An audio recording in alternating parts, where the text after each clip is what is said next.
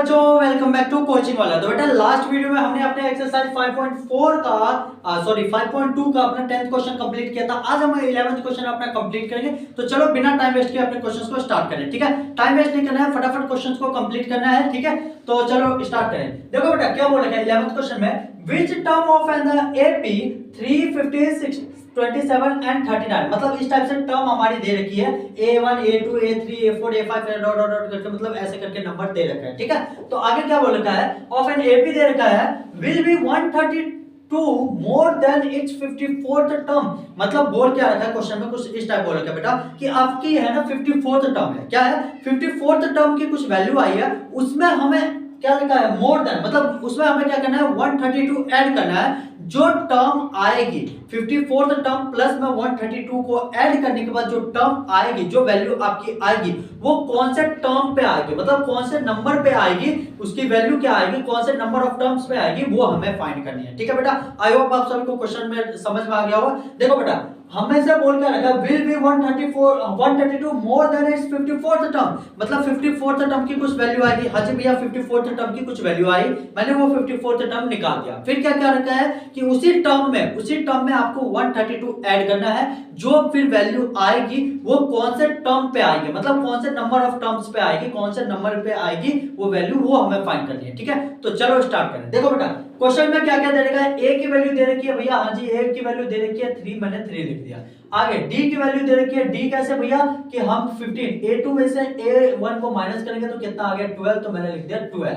ठीक है, 15 - 3 equals to 12। एक काम करते हैं, एक और कॉमन डिफरेंस ले लेते हैं। तो 27 में से अगर 15 जाएगा तो कितना बचेगा बेटा, 5 इधर बच गया और 7 इधर बच गया। 7 और 5 कितना होता है जी 12, तो हाँ जी भैया 12 होता है। मतलब कॉमन डिफरेंस हमारी बिल्कुल करेक्ट आ रही है, मतलब कॉमन डिफरेंस सब में क्या आएगी, सेम आएगी। ठीक है, तो 12 हमारी डी की वैल्यू कितनी आ गई भैया 12 आ गई। यहां तक भी बात पता चल गई, हाँ जी भैया पता चल गई। अब हमें और क्या दे रखा है A54 टर्म, यहां पे लिख देते हैं। A54 टर्म कितनी दे रखी है बेटा, अपनी हमें फाइंड करनी है। A54 टर्म की हमें फाइंड करनी है और उसी टर्म में हमें A54 में क्या करना है, अपनी 132 को ऐड करना है। हाँ जी भैया ये समझ में आ गया। अब देखो A54 टर्म निकालने का सिंपल सा तरीका है, A प्लस में 54 मतलब क्या हो जाएगा 53D। हाँ जी भैया ये 53D हो जाएगी।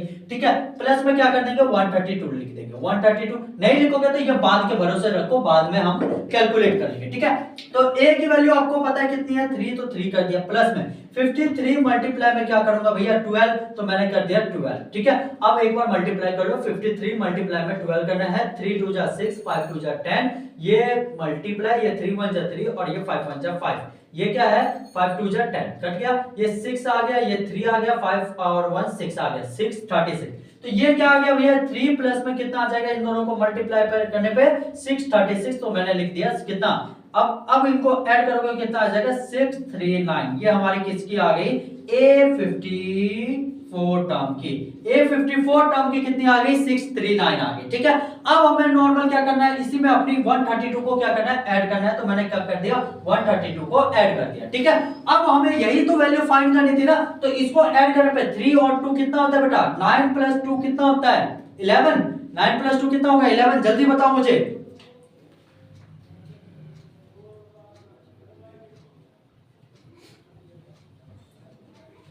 हाँ जी जल्दी बताओ मुझे कितना होगा।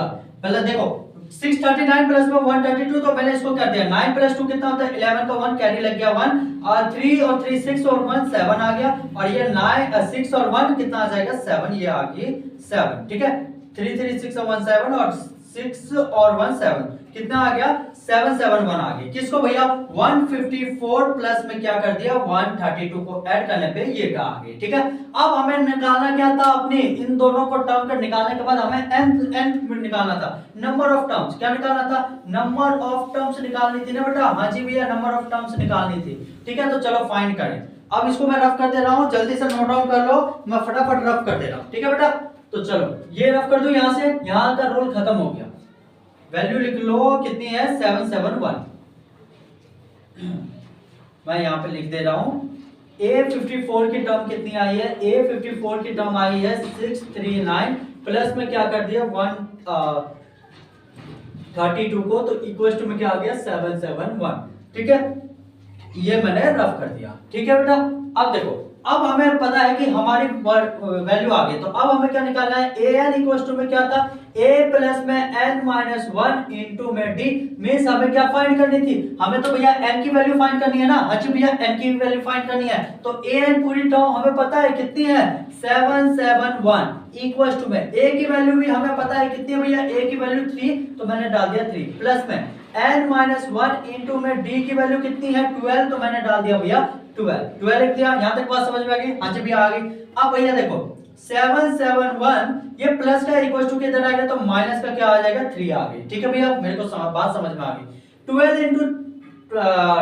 इंटू n करोगे तो क्या आ जाएगा 12n आ जाएगा, माइनस का इसको इससे मल्टीप्लाई करोगे तो 12 आ गया। यहां तक बात समझ में आ गई, हाँ जी भैया समझ में आ गई।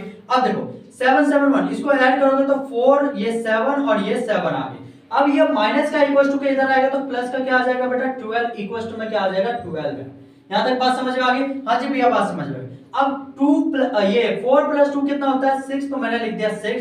आगे 7 प्लस 1 8 होता है, तो 8 लिख दिया, 7 का 7 लिख दिया, 7 8 6 इक्वल टू में क्या आ गया 12n। अब हमें क्या करनी है, n की वैल्यू फाइंड करनी है, तो 7 8 6 को 12 से डिवाइड करो तो कितना 7 पंचे 7 कम 12 12 14 12 36 12 12 12 5 6 72, 6 से कितना आ जाएगा 72 कट गया, ये 6 आ गया, और 12 कम 12 पंचे 60। मैं कहीं गड़बड़ कर रहा हूं बेटा, हाँ गड़बड़ कर रहा हूं, यहाँ पे गड़बड़ हो गई, सॉरी। 771 में से अगर 3 को माइनस करूंगा तो कितना आ जाएगा बेटा, ये आ जाएगी अपनी 768, अब आ जाएगी ये अपनी 80, हाँ जी 80 आ जाएगी। ठीक है, ये ऐसे होगी। ठीक है, 771 में से 3 को माइनस करूंगा तो 768 आएगा, प्लस में क्या करूंगा, ये माइनस का इक्वल टू के इधर आएगा तो प्लस में आ जाएगा, तो इन दोनों को ऐड करने पर 780 आएगा। कितना आ जाएगा बेटा 780।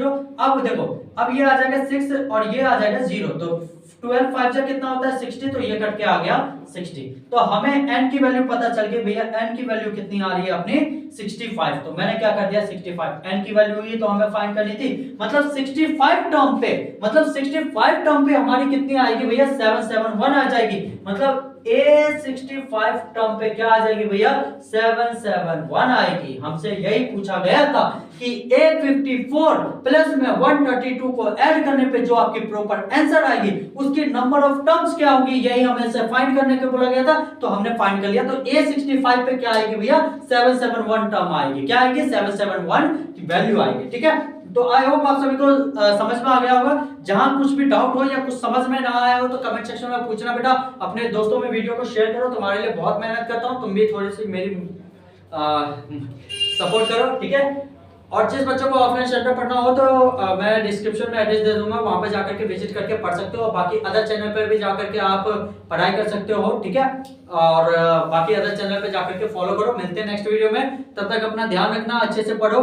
ठीक है, आई होप आप सभी को क्वेश्चन समझ में आ गया हो, काफी इजी क्वेश्चन था, कोई कुछ भी टफ नहीं था, मैंने अच्छे तरीके से आपको एक्सप्लेन कर दिया है। ठीक है, इसमें कुछ हार्ड नहीं है, बस यहाँ पे मेरे से बाय मिस्टेक हो गया था कि मैंने ऐड कर लिया था, लेकिन लास्ट में आपको बता दिया कि क्या होगा, माइनस होगा तो 768 आएगा, प्लस में क्या होगा 12 ऐड हो जाएगा, तो ये हमारी 780 हो जाएगी। ठीक है, तो काफी इजी क्वेश्चन था, कुछ हार्ड नहीं था। अच्छे तरीके से वीडियो को देखना, अच्छे तरीके से समझना, फिर भी समझ में ना आए तो मेरे से कमेंट सेक्शन में या पर्सनली मैसेज करके पूछ सकते हो। ठीक है बेटा, तो मिलते हैं नेक्स्ट वीडियो में, तब तक अपना ध्यान रखना, चलो बाय बाय।